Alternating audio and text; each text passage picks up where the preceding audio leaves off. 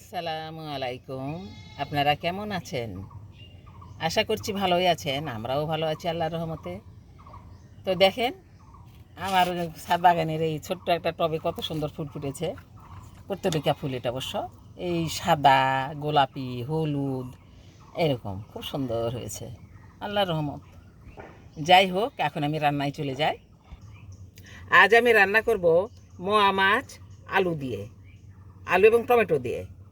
আজ আবার আলুটা ঝুরি করে নিয়েছি, ভাজির মতো ঝুরি করে নিয়েছি। এটা পাতলা মাছ তো, ওই জন্য আবার টমেটোটাও দিব। চলুন এখন আমরা রান্না শুরু করি, আপনারা দেখবেন। রান্নাটা শুরু করছি। কড়াই চুলায় দিয়ে নিয়েছি, তেল দিয়ে নিচ্ছি, তেজপাতা, পেঁয়াজ কুচি, চালানি দিয়ে পেঁয়াজ দিলাম, চালানি দিলাম আর কি। এই যে পেঁয়াজ কুচি দিলাম, পেঁয়াজ কুচি আমার ভেজে নিব, বাদামি করে ভেজে নিব। পেঁয়াজ তেজপাতা চালানির পেঁয়াজ আমার ভাজা হয়ে গেছে, বাদামি রং হয়ে গেছে। এখন পানি দিয়ে নিচ্ছি রসুন বাটা, আদা বাটা, জিরা বাটা, লবণ, হলুদ গুঁড়া, মরিচ গুঁড়া, ধনিয়া গুঁড়া, মশলা আমার সব দেওয়া হয়ে গেছে।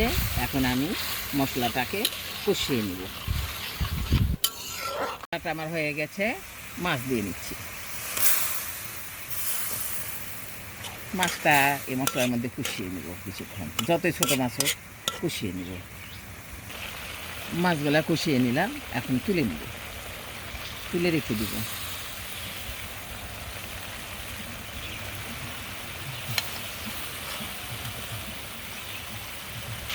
এখন ঝুরি আলুটাকে মশলার মধ্যে দিয়ে দিচ্ছি।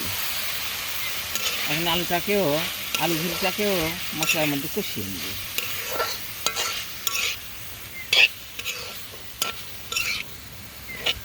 এই পর্যায়ে টমেটো কুচিটা দিয়ে দিচ্ছি, কুচিটাও এই আলুর মধ্যে কষিয়ে নিব।